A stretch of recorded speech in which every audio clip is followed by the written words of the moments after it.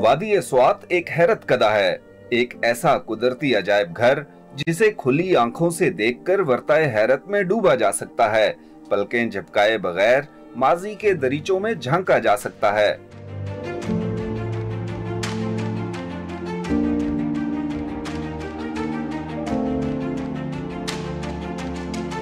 अगरचे वादी स्वात में दरियाफ्त शुदा कदीम आसार का गालिब हिस्सा बुद्ध मत से ताल्लुक रखता है, लेकिन यहाँ हिंदू मत समेत आज से तकरीबन 1000 साल पहले मुस्लिम हुक्मरानी की यादगारें भी मिलती हैं। अबा साहिब चीना के बाद हमारी अगली मंजिल माजी का यही शानदार मुकाम ओडीग्राम है।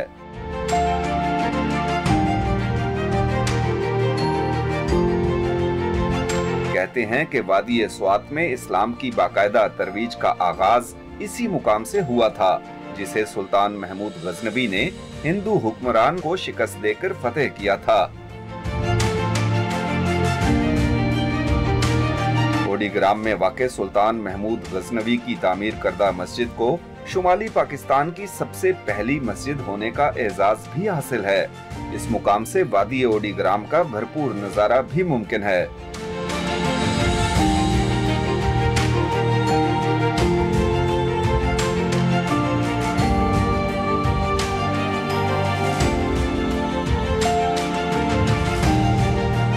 ये शुमाली पाकिस्तान की सबसे पहली मस्जिद है, जिसे 1048-1049 में सुल्तान महमूद गजनवी ने तामीर करवाया था। और इस मस्जिद की जो दरियाफ्त हुई वो भी बड़ी दिलचस्प कहानी है। 1984 में यहाँ पर एक कतबा मिला। उस कतबे पर ये सारी तफसीलात लिखी थी कि कैसे सुल्तान महमूद गजनवी ने इस मस्जिद को बनाने का हुक्म दिया, और उन्होंने जो हुक्म दिया अपने भतीजे हाकिम मंसूर को दिया। और हाकिम मंसूर का जो सिपा सालार था नौशगी, उसने उसके ज़िम्मे ये चार्ज लगा दिया कि ये मस्जिद यहाँ पर तामीर की जाए। तो 1048 और 1049 में फिर ये मस्जिद मुकम्मल हुई, और कहते हैं कि शुमाली पाकिस्तान की अव्वलीन मस्जिद है। उससे पहले यहाँ बुद्धिस्ट इबादतगाह थी साथ, और उसके बिल्कुल साथ ही ये मस्जिद तामीर की गई। तो 1984 में जब इस मस्जिद का कतबा मिला, तो उसके बाद ढूंढना शुरू कर दिया कि कतबा तो मिल गया है, मस्जिद कहाँ है। तो मस्जिद को ढूंढने में 1 साल लग गया, और 1985 में यहाँ पर ये मस्जिद दरियाफ्त कर ली गई आर्कियोलॉजिकल जो डिपार्टमेंट है उनकी मेहनत से, और अब इसको प्रिजर्व किया गया इसकी ओरिजिनल हालत में। मस्जिद की तामीर के जमाने में यहाँ बुद्धिस्ट तर्ज तामीर का रवाज आम था। तामीराती शोबा से मुंसलिक कारीगर बुद्धिस्ट तर्ज तामीर के मुताबिक इमारतें बनाने में महारत रखते थे। यही वजह है कि मस्जिद के ढांचे में भी बुद्धिस्ट तर्ज तामीर का रंग नुमाया है। इस मस्जिद की दरियाफ्त भी दिलचस्प दास्तान है। ये इटालियन आर्कियोलॉजिस्ट थे, उनकी ये डिस्कवरी थी, उन्होंने ये डिस्कवर की साइड। उससे पहले कदमा मिल चुका था, लेकिन ये मस्जिद की जो डिस्कवरी थी उससे पहले ये मस्जिद तो थी, लेकिन इसको राजा ग्रेहम मॉस्क कहा जाता था। मतलब इसको गजनवी पीरियड का नहीं कहा जाता था। ये कदमा मिलने के बाद इसको फिर प्रॉपरली गजनवी मॉस्क कहा गया। सुल्तान महमूद गजनवी से कबल राजा गीरा के दौरे हुकूमत में ओडीग्राम वादी स्वात का पाया तख्त था। यहीं से इस वादी के अमूर मुमलिकत चलाए जाते थे। इसके साथ ऊपर फोर्ट भी है, जो कि मतलब बहुत बड़ा एक फोर्ट है, जिसको राजा गिरहा फोर्ट कहा जाता है, क्योंकि जो राजा गिरहा था यहाँ का रूलर था, उसके नाम पर है ये फोर्ट भी। स्वात के आसार कदीमा सिर्फ माजी की शानदार तहजीबों के खंडरात नहीं हैं, बल्कि पत्थर के कदीम तरीन दौर समेत बुद्ध मत के अवलीन अदवार के मजहबी मराकिज की यादगार भी हैं।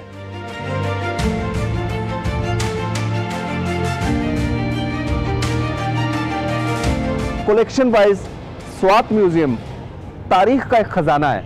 अगर आप 4000 साल 4500 साल की तारीख को जानना चाहते हैं, उसे अपनी आंखों से देखना चाहते हैं, तो आपको स्वात म्यूजियम ज़रूर आना चाहिए, क्योंकि यहाँ पर आपको पता चलेगा कि हिस्ट्री कैसी थी, मुख्तलिफ जो लोग थे वो कैसे रहते थे और उनकी ज़िंदगी कैसे गुजरती थी। ये तमाम की तमाम कलेक्शन आपको मुख्तलिफ गैलरीज में मिलेगी। किसी गैलरी में आपको स्टोनेज मिलेगी, दूसरी गैलरी में आपको जो बुद्धिस्ट दौर था वो तमाम की तमाम चीज़ें मिलेंगी। उसके बाद जब ये वाली स्वात का जो दौर था उस तक की तमाम यादगारें यहाँ पर मौजूद हैं। तो चलें अंदर जाकर देखते हैं कि ये यादगारें कैसी हैं और इनको कैसे डिस्प्ले किया गया है।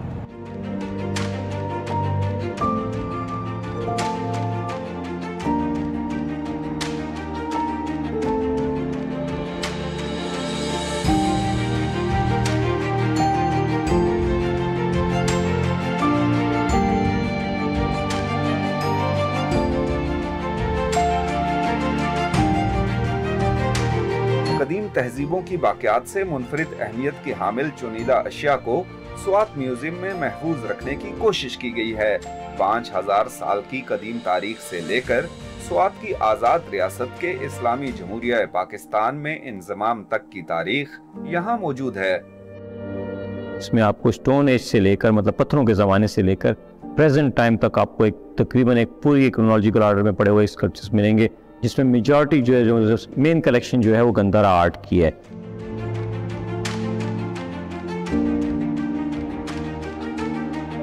बुधा की पैदाइश से कबल उनकी वालदा के ख्वाब, फिर ख्वाब की ताबीर में बुधा की पैदाइश, बचपन, जवानी और वफात तक के मराहिल को बुद्ध मत में हमेशा बड़ी अहमियत हासिल रही है। कदीम अदवार में बुद्ध मत के पैरोकार इन तमाम मराहिल को इंतहाई महारत से पत्थरों और चट्टानों पर तराशा करते थे।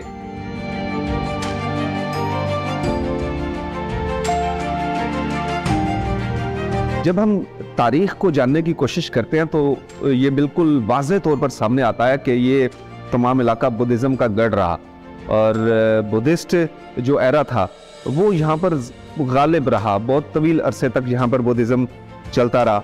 यहाँ पे एक बड़ी ज़बरदस्त स्टोरी मैंने देखी और मेरा जी चाहा कि मैं आपको भी वो स्टोरी दिखाऊं कि बुद्धिस्ट जो एरा था उसमें क्या कुछ हुआ। बुद्धा की पैदाइश से लेकर उनकी वफात तक की यहाँ पर आपको हिस्ट्री मिलती है और ये उसी दौर की कलेक्शन है जो कि इस म्यूज़ियम में रखी गई है। उन लोगों ने इसको कार्विंग के ज़रिए हमेशा के लिए महफूज कर लिया और मैं तो उन लोगों का बड़ा शुक्रगुजार भी हूँ कि उन्होंने ये हिस्ट्री कार्विंग के ज़रिए हमेशा के लिए अमर कर दी। और आज इतने अरसे बाद हम उस हिस्ट्री को जब देखते हैं तो हमें समझ आ जाती है कि यार उस दौर में क्या हुआ। ये देखिए सामने ये आपको कार्विंग नज़र आ रही है, लोटस फ्लावर है, कमल का फूल है। बुद्धिज़्म में बड़ी मरकज़ी अहमियत हासिल है इस फूल को और ये कार्विंग के ज़रिए जो मिला, कार्विंग के ज़रिए इसको बनाया गया और जो जब ये मिला तो इसको यहाँ पर प्रिजर्व कर लिया गया। ये अगर हम 1051 नंबर की अगर हम ये कार्विंग देखें तो ये बुद्धा की वालदा हैं और ये लेटी हुई है। इसको अगर हम देखें तो ये बुद्धिज़्म में मिलता है कि उन्होंने ख्वाब देखा था कि उनके यहाँ एक बच्चा पैदा होगा जो दुनिया में बड़ी मरकज़ी अहमियत हासिल करेगा। और उसके बाद ये दूसरी जो है इसमें बिल्कुल सामने आप देखें तो ये बुद्धा की पैदाइश से मुंसलिक है ये कार्विंग। इसमें बुद्धा की पैदाइश जो है उसको कार्विंग के ज़रिए नुमाया किया गया है। और इसके बाद ये तीसरे में अगर आ जाए तो उस दौर में सितारा शनासी और नजूमी जो थे उनको बड़ी मरकज़ी अहमियत हासिल थी। बुद्धा की पैदाइश के बाद उनको नजूमियों को दिखाया गया कि इनका फ्यूचर क्या होगा और उनकी जो प्रोडिक्शंस थी उस दौर में वो नजूमियों ने की। अब जैसे जैसे आगे बढ़ते जाए तो यहाँ बुद्धा लड़कपन की एज में है, नौजवानी की एज में है और ये तीर अंदाजी का मुकाबला हो रहा है और वो उस मुकाबले में हिस्सा ले रहे हैं और उस मुकाबले को उन्होंने जीता। हमें कैसे पता लगा कि उन्होंने जीता? तो जनाब ये जो सामने आपको कार्विंग नजर आ रही है इसमें जश्न मनाया जा रहा है बुद्धा की जीत का। और इससे पता चलता है कि बुद्धा जो है वो प्रीचर तो थे ही थे, बड़े अच्छे फाइटर भी थे। तीर अंदाजी के मुकाबले में उन्होंने सारा कुछ किया और ये स्पिरिचुअल डिपार्चर है बुद्धा का। बुद्धा ने जब दुनियावी जिंदगी छोड़ी और छोड़कर वो निकल गए, आप कह लें वीरानों में निकल गए, सुनसानी में निकल गए कि वो अपनी चिल्लाकशी कर सके और रूहानियत की तरफ जो माइल हुए, तो ये उनका ग्रेट डिपार्चर है। हिस्ट्री में हमें इसकी जो तफसील मिलती है वो ग्रेट डिपार्चर के हवाले से मिलती है। ये पूरी की पूरी वॉल जो है वो बुद्धा के हवाले से, लेकिन इसमें एक लास्ट जो कार्विंग है मैं आपको वो ज़रूर दिखाना चाहूँगा क्योंकि हमने पैदाइश से बुद्धा की शुरू किया तो लाजमी है कि उनके इख्तिताम तक भी हमें जाना चाहिए कि उनका इख्तिताम कैसे हुआ। तो ये उनकी डेथ के हवाले से कार्विंग है। ये जो बिल्कुल लास्ट में आप देख रहे हैं इसमें अगर आप इसको गौर से देखें तो ये पता चलता है कि बुद्धा की डेथ हुई है और उसके बाद उनकी जो आखिरी रसूमात हैं उनकी तैयारी की जा रही है कि कैसे इनकी आखिरी रसूमात अदा की जाएंगे। तो ये बड़ी रिच वॉल है, छोटी सी जगह पर इन्होंने बुद्धिज़्म की हिस्ट्री बयान कर दी है कि बुद्धा की पैदाइश से पहले उनकी वालदा ने क्या देखा था और आफ्टर डेथ जब बुद्धा की डेथ हो गई तो कैसे उनका डिपार्चर हुआ। तो ये उस हवाले से है। बहुत रिच गैलरी है ये, आपको यहाँ पर आना चाहिए और देखना चाहिए कि यहाँ सैकड़ों नहीं हज़ारों साल से यहाँ पर क्या होता आ रहा है। जब आप ये देखेंगे तो आपको मज़ा आएगा। तो मैं तो अभी और म्यूज़ियम देख रहा हूँ, आप फिजिकली कभी यहाँ पर आएँ और ज़ुआत में तो लोग आते हैं ना, ज़रूर आएँ और इसको देखें, ये बहुत दिलचस्प है।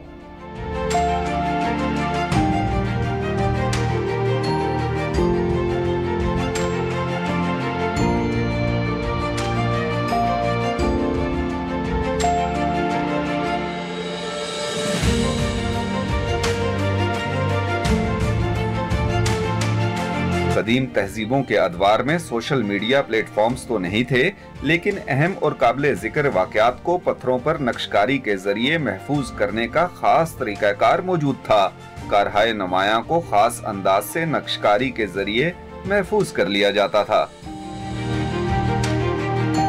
भी हम कोई कारनामा करते हैं, कोई इंटरेस्टिंग काम करते हैं, कोई इस तरह की एक्टिविटी करते हैं, तो हम अपने फेसबुक पे हम अपनी फेसबुक का अपना वॉल अपडेट करते हैं। सेम इन लोगों में भी मतलब इस तरह हमें मिलता है कि जिस तरह जब ये कोई इस तरह की कोई करते हैं तो हमें पेंटिंग्स मिलती हैं जो कि पहाड़ों में ऊपर मिलती हैं, तो इन्होंने उस तरह कोई एक्टिविटी की होती है या कोई उस तरह मतलब शिकार किया होता है या कोई जंग हुई होती है, तो वो उन्होंने अपनी सोच को, चूँकि उतने अच्छे आर्टिस्ट तो नहीं थे उस वक्त में, तो वो रॉक पेंटिंग्स हमें मिलती हैं बड़ी तादाद में, तो वो उस पेंटिंग्स को भी यहाँ पे इमिटेट किया गया है जो इटालियंस बना रहे थे, तो उन्होंने दीवार पे ही पूरा इन्होंने इटालियंस ने उसको उसी चीज़ को यहीं पे वो कॉपी किया है।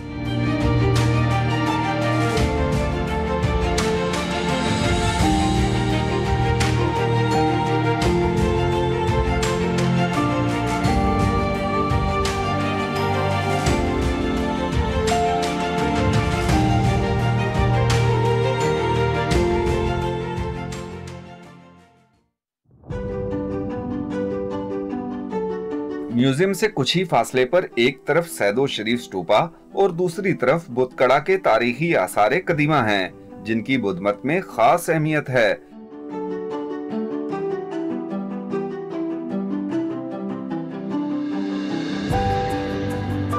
ये सैदो शरीफ स्टूपा है और जहाँ भी आप बुद्धिज़्म की कोई यादगार, कोई वाक़यात या कोई निशानी देखते हैं तो वहाँ पर आपको स्टूपा लाजमी मिलता है। और स्टूपा के बारे में तफसीलात आपको बताने लगा हूँ कि कैसे ये स्टूपास बनते थे। इनिशली तो ये बुद्धा जो थे उनकी वाक़यात, उनकी डेथ के बाद जो वाक़यात थी वो डिस्ट्रीब्यूट करके मुख्तलिफ स्टूपास जो है उनमें रखी जाती थी और फिर लोग जो बुद्धिस्ट थे उसकी इबादत के लिए आते थे। ये भी एक इसी किस्म का स्टूपा है और इसका जो स्ट्रक्चर था बहुत शानदार था। इसका एक तख़यलाती मॉडल जो है वो मौजूद है स्वात म्यूज़ियम में, लेकिन इसके स्ट्रक्चर के बारे में यहाँ मौजूद रहकर आप ज़्यादा बेहतर तौर पर अंदाज़ा कर सकते हैं। ये आप देख रहे हैं कि एक बिल्कुल गोल स्टूपा है। इसको अगर हम इसके इशारे की लोकेशन देखें तो ये एक दायरे की सूरत में बना हुआ है और इसके ऊपर बाकायदा गुंबद था और इसके कवर था चारों तरफ से, एक गुंबद की सूरत में ये बना हुआ था। और ये स्पॉट जहाँ पे इसकी बेस पे मैं खड़ा हूँ, इसके चारों तरफ 4 सतून थे, आप उन्हें मीनार भी कह सकते हैं, लेकिन 4 सतून थे जिनके ऊपर शेर की मॉडल्स जो है वो रखे गए थे। और शेर जो है बुद्धिज़्म का मुकद्दस जानवर है, तो ये इसका स्ट्रक्चर था। वो इसके साथ साथ जहाँ पर भी स्टूपा आप देखेंगे आपको उसके साथ साथ एक आप मदरसा कह लें, आप एक उनकी दरसगाह कह लें, ज़रूर बनाई जाती थी। और जो बुद्धिज़्म के तालिब इल्म थे, जो बुद्धिज़्म सीखते थे, वो यहाँ पर रहते थे बाकायदा तौर पर और बुद्धिज़्म की तालीमात वो हासिल करते थे। बड़े स्टूपा के साथ साथ आपको कहीं भी आप जाएंगे छोटे छोटे स्टूपा मिलते हैं। तो छोटे जो स्टूपाज हैं उनकी हिस्ट्री ये है कि ये बुद्धा के बाद जब बुद्धा की ज़िंदगी ख़त्म हो गई और स्टूपास का एक कल्चर जो है वो चल पड़ा, तो जो लोग आते थे यहाँ प्रीचिंग के लिए, अपनी इबादत के लिए या इस मुकाम को देखने के लिए, तो वो एक यादगार अपनी छोड़ना चाहते थे कि कोई ऐसी चीज़ यहाँ बना दें जो उनकी यादगार है, तो फिर वो उस याद में छोटे छोटे स्टूपा बना देते थे। तो ये स्ट्रक्चर भी ऐसा ही है, मेन स्टूपा है, इसके साथ साथ जो है मुख्तलिफ जगहों पर छोटे छोटे स्टूपाज हैं और उसके साथ साथ दरसगाह है। तो बुद्धिज़्म के बारे में स्वात में हमें बहुत कीमती यादें मिलती हैं, कीमती तारीख़ मिलती है। अगर बुद्धिज़्म के बारे में आप दिलचस्पी रखते हैं या माजी के झरोकों में आप झांकना चाहते हैं तो स्वात एक बेहतरीन जगह है। यहाँ पर आकर आप बुद्धिज़्म के बारे में भी जान सकते हैं। रिलीजियस टूरिज़्म है, ये भी एक उसकी एक किस्म है, और नेचुरल टूरिज़्म तो स्वात में है ही है। तो स्वात के टूरिज़्म में इन स्पॉट्स को आप ना भूलिएगा।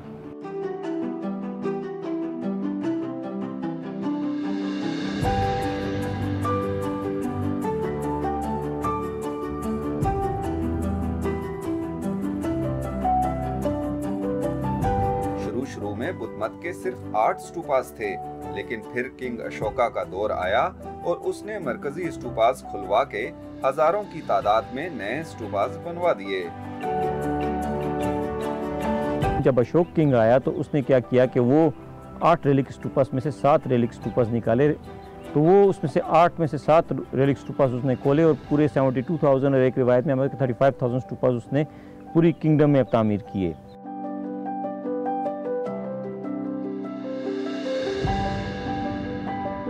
सैदू शरीफ स्टूपा से मुल्हिक बुद्ध मत की एक दरसगाह भी थी जहां बुद्ध मत की तालीमात दी जाती थी, जबकि बुद्धकड़ा 1, 2 और 3 अलग अलग आर्कियोलॉजिकल साइट्स हैं जिनमें सबसे अहम तारीखी मुकाम बुद्धकड़ा 1 है। ये बाकी साइटों के मुकाबले में सबसे इम्पोर्टेंट साइट इस तरह है आर्कियोलॉजिकल पॉइंट ऑफ व्यू से, क्योंकि ये एक स्टूपा है, बुद्धिस्ट स्टूपा है, जिसकी 5 डिफरेंट फेसेस में हमें इसकी रिकन्स्ट्रक्शन नज़र आ रही है क्लियरली हमें, तो हम उससे बहुत अच्छी तरीके से क्रोनोलॉजी मालूम कर सकते हैं कि ये स्टेज कब कंस्ट्रक्शन हुई, फिर दूसरी कब कंस्ट्रक्शन हुई, तीसरी कब कंस्ट्रक्शन, और उस टाइम का बनाने का तरीका, वो तमाम इस साइट में हमें मिलते हैं।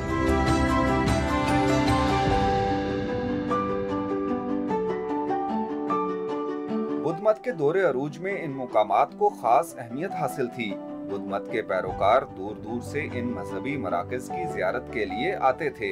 इस अहम मुकाम पर तहकीक के बाद ये बात सामने आई है कि इसे 5 मुख्तलिफ अदवार में तोसी दी गई या इसकी असर नौ तज़ीनो आराइश की गई।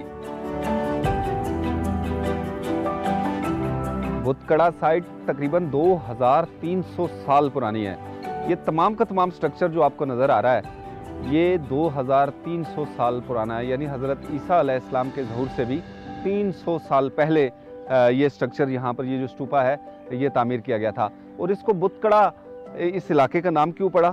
इसी साइट की वजह से, क्योंकि यहाँ पर ये जो स्ट्रक्चर आप देख रहे हैं इसमें मुख्तलिफ मुजस्मे थे, जिसमें बुद्धा के मुजस्मे तो थे ही थे, लेकिन साथ साथ जो मुकद्दस जानवर हैं बुद्धिज़्म के उनके भी मुजस्मे यहाँ पर रखे गए थे। जैसे कि आप ये सामने देख सकते हैं ये शेरों के मुजस्मे हैं, ये भी एक बाकायदा शेर का मुजस्मा बनाया गया था। इसकी अब गर्दन और चेहरा नहीं है, बाकी का तमाम स्ट्रक्चर जो है वो आप देख सकते हैं, और ये भी शेर का मॉडल है।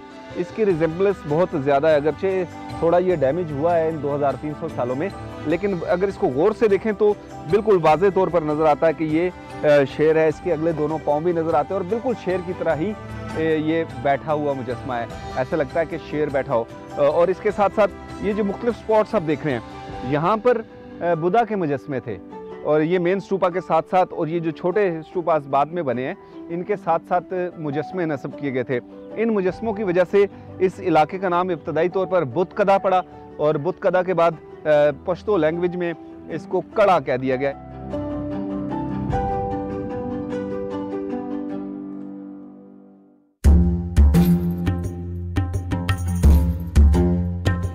सवाद जब आजाद रियासत थी तो किंग अब्दुल वदूद ने रियासती अमूर चलाने के लिए 2 वज़रा का तकर्रुर किया और उनके लिए खुसूसी तौर पर एक इमारत भी तामीर कराई जो वजीर हाउस के नाम से मशहूर हुई।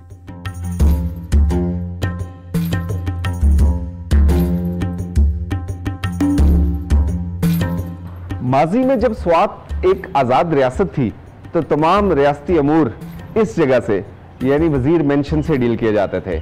ये बड़ी तारीखी इमारत है, इसमें तारीख के रंग भी दिखाई देते हैं और दौरे जदीद के लिहाज से जिद्दत भी दिखाई देती है। इसको इसकी बिल्कुल असल हालत में महफूज किया गया है। क्यों?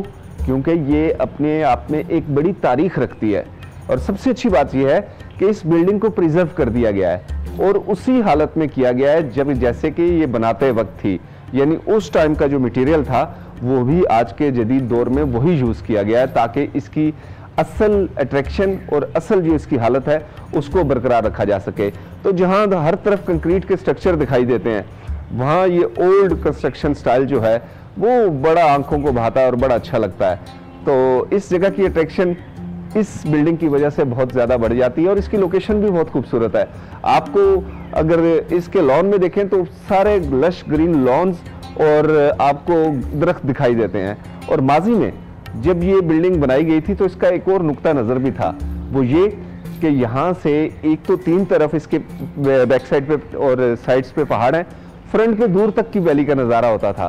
तो बहुत खूबसूरत लोकेशन इसकी चूज़ की गई। बनाने वालों का जो विजन था वो भी बहुत अच्छा था। कि उन्होंने एक ऐसी बेस्ट लोकेशन पे एक ऐसा शाहकार बना दिया जो अब भी हम देख सकते हैं। तो जब भी आप स्वात आए तो यहाँ का विजिट कर सकते हैं और इस मेंशन को देख सकते हैं जो कि अब भी वजीर मेंशन के नाम से पहचानी जाती है।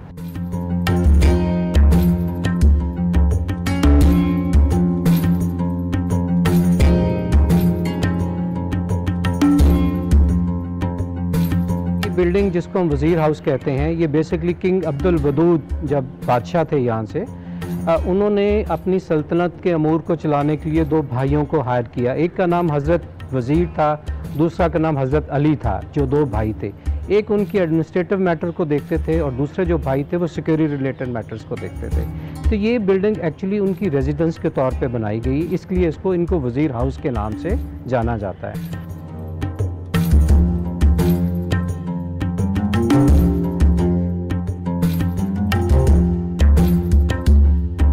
वजीर हाउस को लियाकत अली खान और बेगम राना लियाकत अली खान समेत मलका बरतानिया की मेहमान नवाजी का शर्फ भी हासिल हुआ।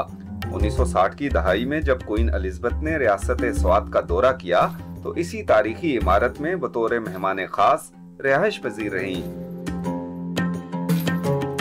क्वीन एलिजाबेथ वो 2 दफ़ा यहाँ आ चुकी हुई हैं और ये जो सामने वाला ब्लॉक है 1969 के अंदर उसकी इनॉग्रेशन भी क्वीन के हाथों से हुई हुई है। तो इस हिसाब से इसकी हिस्टोरिकल बहुत सिग्निफिकेंस है।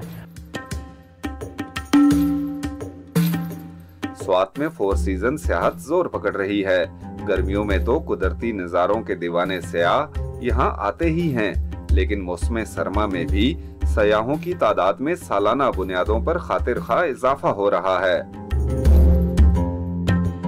लोग जो पहले आते थे स्प्रिंग सीजन में हम आते थे, समर फेस्टिवल जो होते थे हमारे पास, उनमें लोग आते थे। अब जो है लोगों का ट्रेंड चेंज हो गया है। अब लोग यहाँ पे सवात में जिस तरह स्की फेस्टिवल्स होते हैं मलमजबा में, तो उसको देखने के लिए आते हैं। वहाँ पे हमारे पास आके स्टे करते हैं 1.5 घंटे में। यहाँ से मलमजबा आप ट्रिप करके शाम को वापस अपने जो है अपने होटल में आ सकते हैं। तो अब ये है कि सर्दियों में भी लोग आना, काफ़ी गेस्ट का फ़्लो है बढ़ गया है। इस साल हमारे साथ जो सर्दियों में गेस्ट आए हैं वो जून जुलाई से ज़्यादा थे। उनकी जो फ़्लो थी जून जुलाई से भी ज़्यादा थी, क्योंकि लोग बर्फ़ को अट्रैक्शन के लिए और स्नोफॉल्स को देखने के लिए आते हैं।